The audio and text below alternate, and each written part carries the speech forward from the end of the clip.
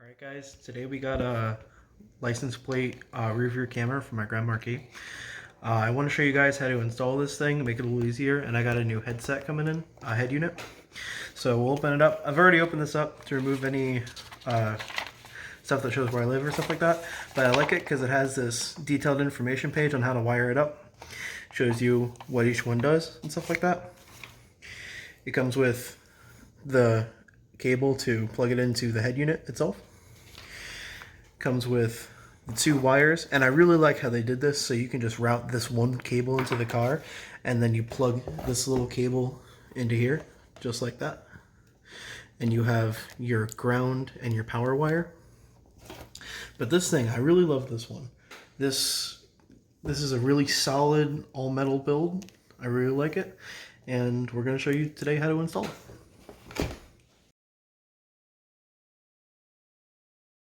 As you guys can see, it is night, it is hot.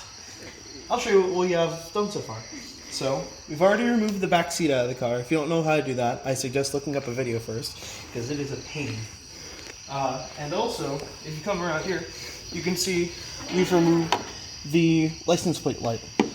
This is important because this has a cable coming out of it that when you mount this up to here, you need to, when you mount this up to here, like that, you need to be able to feed this wire in through there. That's if you just don't want to drill a hole into this plastic, because I didn't want to. I have a fear of it breaking. So we'll cut to when we're finished and show you how it looks. Alright guys, and as you can see, we just fit the plate on here. It kind of covers up the top. One thing that I do have an issue with is that even though they give you this plate, license plate, whatever it's called, they don't install screws. You have to use the screws that came with your car, and that sucks. Because these don't make it look good at all, because they're the factory screws that came with the car. But it's a good plate, you know, 30 bucks. What else can I expect? You know, it's a good camera, from what I've heard. Alright, so next I'm going to be feeding this wire into here. It's a bit of a pain because I need to go up into here and then over to the side, and if you can look inside here, this is where that wire comes out, right here. So I have to feed it through that hole, and that's going to be kind of difficult, but if you got a zip tie, I'm sure it'll make it 10 times easier.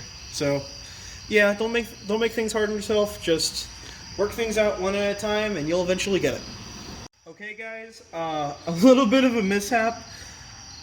Put this back in first, route your wire through, put this on, then put your plate on, because this does not fit up there because it's just too thick. I should have seen that before, but now you guys know for future reference. So remember, it goes your cable first for your license plate camera, then the license plate light, then screw on the frame.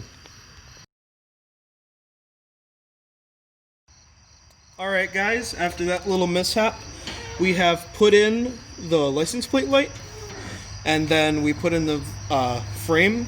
One thing though, just if you're a little lazy like I am, you can leave this screw in and just tilt this to put this in. It's a little difficult, it's a tight squeeze, but it works. Helps line everything up, makes things easier on you so you don't have to use 3 or 5 hands. So now we are going to take our 2 wires and connect our little connector right here, plug it into the red wire, and we're going to connect the black, which is ground, and the red, which is power, to, and if you look up in here, this little light is our backup light. And I can tell that's our backup because that's the only light that's on the trunk. So we are going to find out which of the 2 wires it has is power and which one's ground. And we are going to tap into that power like it says in the manual to power the light.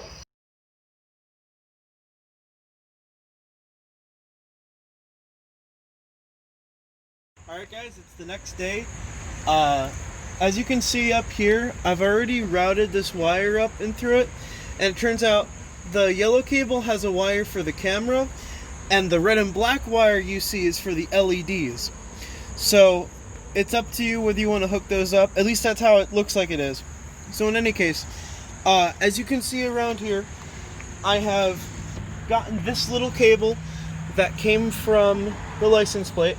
I've routed it through here, down into here, and I'm going to get some Tessa tape to get that to look factory. I've routed it down into here, and if you follow me into the back seat,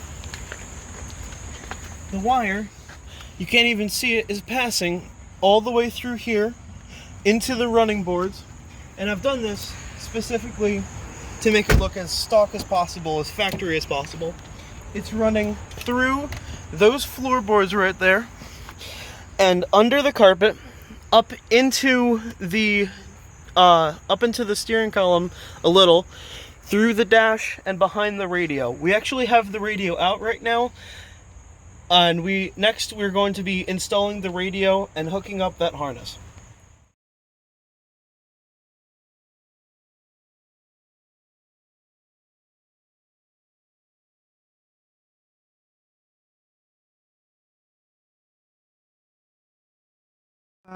But as you can see up here, we got our head unit installed, and if everything is hooked up correctly, when you go into reverse, your backup camera should work. Obviously right now it's nighttime, so it's not very well lit, but yeah, one thing you want to make sure when you're doing this is just what I did. When you have your wiring harness, because I recommend you get a wiring harness, it makes it a lot easier. You first write down what the function of every wire is on there and write the corresponding color, because if you do that, it will make the install a whole lot easier. Because let's say I want to see what the illumination wire is. Well, on my harness it's the orange wire, but on my head unit it's the orange and white wire. So when I'm installing it, it makes it like 100 times simpler just to look at this piece of paper right here instead of looking at one bag and finding what it is and looking at the other bag and finding what it is. So I 100% recommend using this list. Fantastic. One thing you have to know is that if you have a 98 through I think 03 Grand Marquis, you have to cut into the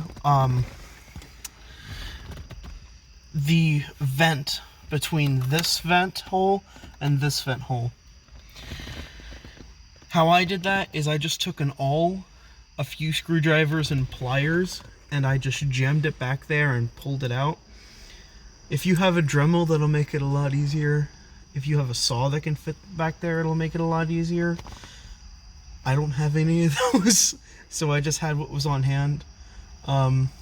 Just be careful when you're doing it. Make sure you don't pull out too much, because you don't want to up your dashboard or whatnot.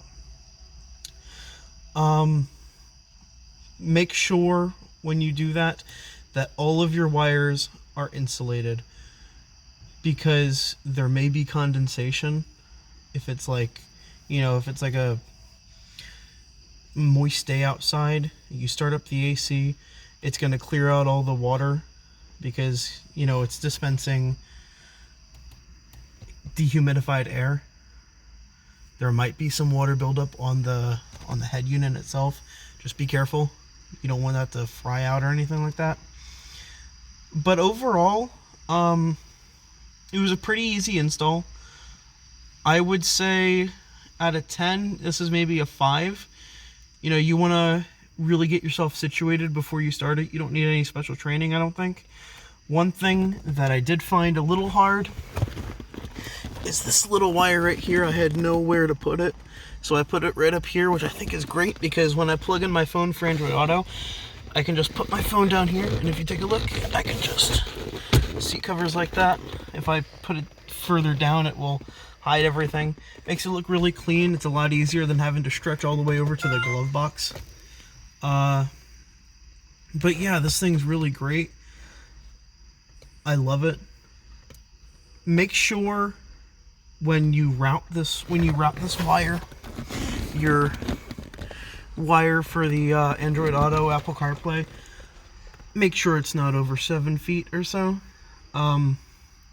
because it may experience issues with just connections. That happened to me. I had 2 of them connected and it didn't work, so I disconnected one of them and just had to make this really, really tight in there, and it started working great. So yeah, if you get the chance, I would definitely recommend doing this. It really revamps your old cars, really makes it worthwhile, helps it, you know, if you're backing up, you need to know how far back you are. This car is like 20 feet 6 inches long, so, you know, you don't need somebody on the side shouting, "You're good!"